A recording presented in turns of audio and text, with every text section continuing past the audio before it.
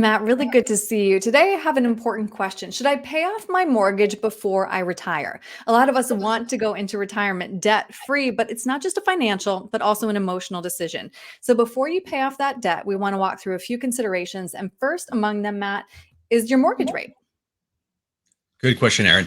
So yes, mortgage rates right now are 7, 8%, and then but if you refinance 2, 3 years ago and you're paying 2.9%, we'll talk about two different things. Mathematically, it doesn't make sense to pay off a 2.9% mortgage early, Hmm.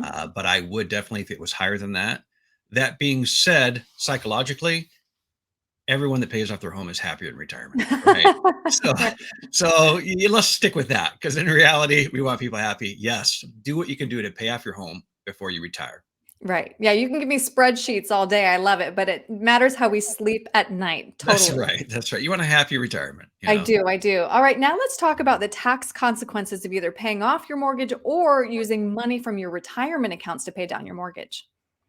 Yes, the biggest consequence that I see is when people go into retirement and they have not paid off their mortgage, but then they decide to pay off the mortgage by taking money out of their IRA.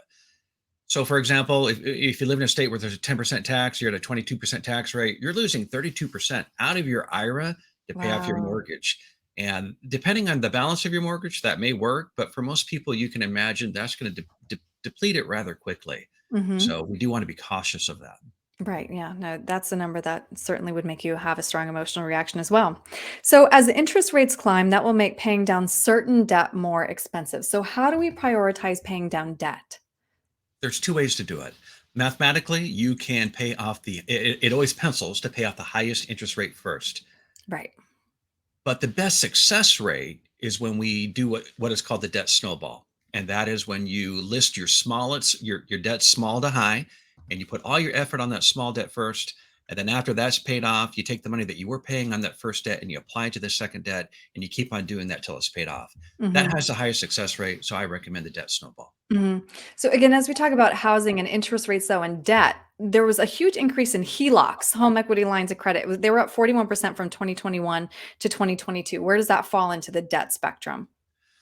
Well, first of all, I don't like using a HELOC. I know people that use it as their emergency savings. I don't recommend that. I mean, Yeah. interest rates right now are high as 13% on a HELOC. Ouch.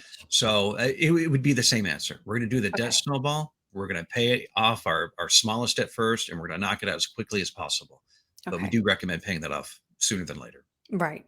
Okay. So now let's say that I have paid off that high interest debt. Then do I focus on my mortgage or should I be prioritizing other savings instead? That's going to vary on person to person on Mm. basically their overall assets and what they have. So, for example, let's assume they have their 6 months reserves. At that point, what I like to do is split it up. What I find is a lot of people do not have what I call a non-qualified brokerage account.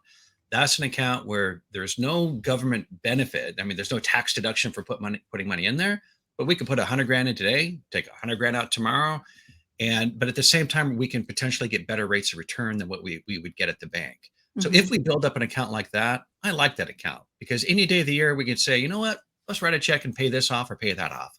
So Hmm. I like to do either a combination of splitting up your cash flow to build that non-qualified brokerage account and paying off debt, or really it's your comfort level. If you're a person that hates that debt, I got to get it paid off, then sure, put it on the mortgage. But I like to split it up. That's why I always really enjoy talking to you, Matt, because I realize there is no cookie cutter answer for anybody. It really should be a conversation that you have with a professional. So if somebody wants to have that conversation with you, what's the best way to reach you? The best way to reach me is by phone at 425-256-3105. That's 425-256-3105. All right, perfect. Matt, thank you so much for your time today. I appreciate it. Thank you, Aaron.